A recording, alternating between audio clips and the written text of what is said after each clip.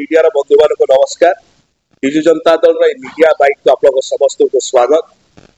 प्रथम पर्याय मतदान प्राय सरी आसला एवं जहाँ आमको फीडबैक आसुची यह अनुजाई गोटे जिनस स्पष्ट होची जे विजु जनता दल यही प्रथम पर्याय मतदान रे उल्लेखनीय सफलता हासिल कर 2019 निर्वाचन तुलन में विजु जनता दल 2024 निर्वाचन में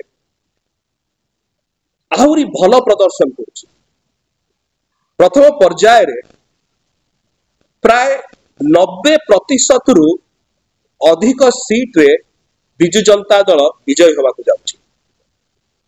एथिपाई विनम्रतार सह आमे समस्त भोटर भाई भौणी मानू जो माने कलाहांडी नवरंगपुर ब्रह्मपुर एवं कोरापुट संसदीय क्षेत्र अछंती समस्त को आम तरफ हृदय कृतज्ञता ज्ञापन करिया को चाहूचु, धन्यवाद ज्ञापन करिया को चाहूचु आपनकर समर्थन पाई आपनकर आशीर्वाद पाई। यह ही दर्शाउची जेतले विजु जनता दल एई प्रथम पर्याय रे 90% रु अधिक सीट रे विजयी होगा जाउची विजयी होउची।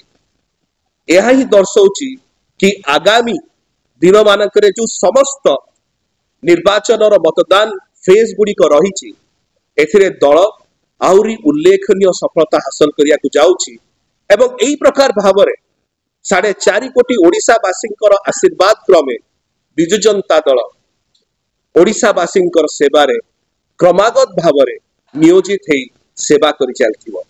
पुणी थरे आमर समस्त जनसाधारण समस्त भोटर भाई भौणी माने जो माने कलाहांडी नवरंगपुर ब्रह्मपुर एवं कोरापुट संसदीय क्षेत्र अछंती आपण मानकर एई प्रकार रो आशीर्वाद पाई एते प्रकार एते एते एते एते आशीर्वाद आपण हमकु देइचंती एई प्रथम पर्याय रे आमे सतरे भाव विहोल होउछु जहाँ में फीडबैक पाउछु।